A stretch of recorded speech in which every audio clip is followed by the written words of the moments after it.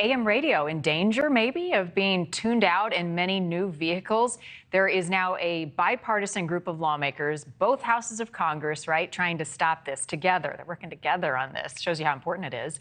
Automakers like Ford, Tesla, BMW say AM radios can interfere with the electric vehicles' operating systems and lead to bad sound quality. So they want them out. They want to remove the radios from new cars. Ford has also announced some plans to remove AM radios from new gas-powered cars. There's new legislation. Congress would require all new vehicles to include AM radios with no extra cost to the customers, right? That's how we've been doing it. Joining me now, Joel Heitkamp, host of News and Views on KFGO, the mighty 790 AM radio in Fargo, North Dakota. Great to have you on this morning. Good morning to you. Thank you.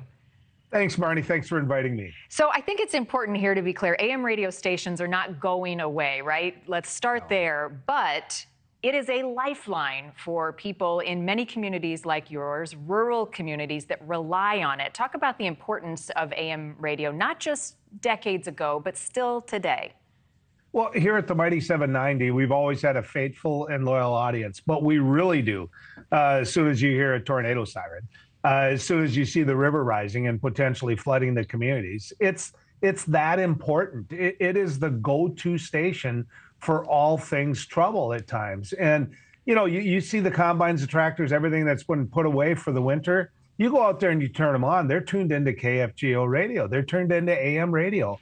And you can make one in your backyard. And so this is so ridiculous, Marni. If you go in the parking lot right now, you're going to see my brand new Ford F-150 pickup. It's got AM radio. And I'll tell you what, if the next one doesn't have AM radio, I'll still be running this one. I don't know what they're thinking. Right. Well, so, and the other thing is technology fails us, right? As good as it is, it can fail us. Sometimes we get spotty cell phone coverage when we're driving through the country. That's when we rely on AM radio, right? So it serves dual purposes. With that said, though, Joel, doesn't it have to evolve, right? Are there ways that AM radio can be more of the times? Well, and I think it has to some degree. I manage this radio station, and we put AM radio on FM radio as well. We sync that in so that that's available. But the point is, when everything starts going to heck, it's AM radio you're going to go back to because of the way the signal is delivered. It's too important not to.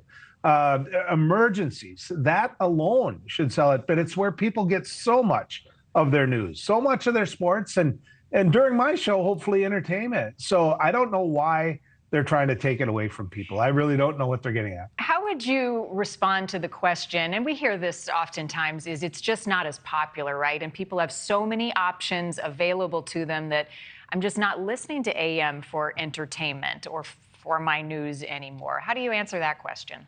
Well, in this market and others, we are number one, and there's over 20 stations, most of them FM, and we are number one. We're the number one rated show by far, or station by far. So people listen to AM if it's good AM.